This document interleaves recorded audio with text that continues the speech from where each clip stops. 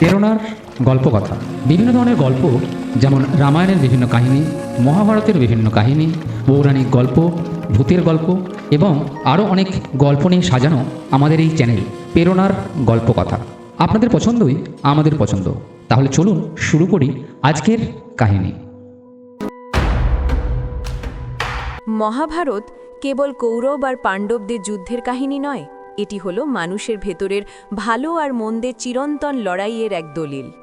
কুরুক্ষেত্রের ময়দানে যখন আত্মীয় স্বজনের বিরুদ্ধে অস্ত্র ধরতে অর্জুন হাত কাঁপছিলেন, তখন শ্রীকৃষ্ণ তাকে শিখিয়েছিলেন যে ব্যক্তিগত আবেগের চেয়ে ধর্ম বা ন্যায় বড়।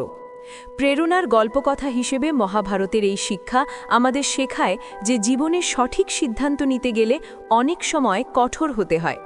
মহাভারতের অন্যতম বড় শিক্ষা হল লক্ষ্য স্থির রাখা।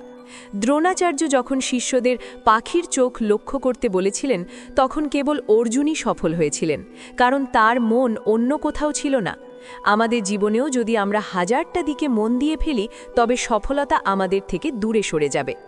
দ্বিতীয়ত, এই মহাকাব্য আমাদের কুসঙ্গের পরিণাম দেখায়।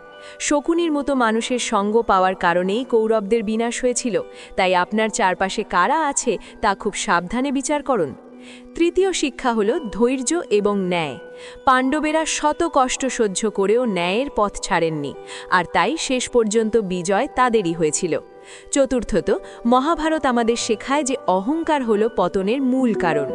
দুর্যোধন যদি তার জেদ এবং অহংকার ত্যাগ করতেন, তবে এত প্রাণক্ষয় হতো না। জীবনে কখনো হার না মানার জন্য প্রয়োজন হল কৃষ্ণের মতো একজন সঠিক পথপ্রদর্শক এবং অর্জুনের মতো একাগ্রতা। আপনি যদি ন্যায়ের পথে থাকেন এবং নিজের লক্ষ্য থেকে বিচ্যুত না হন, তবে পৃথিবীর কোনো শক্তি আপনাকে পরাজিত করতে পারবে না। প্রতিকূলতা আসবেই, কিন্তু সেই প্রতিকূলতাকে পাশ কাটিয়ে জয় ছিনিয়ে আনাই হল মহাভারতের আসল শিক্ষা।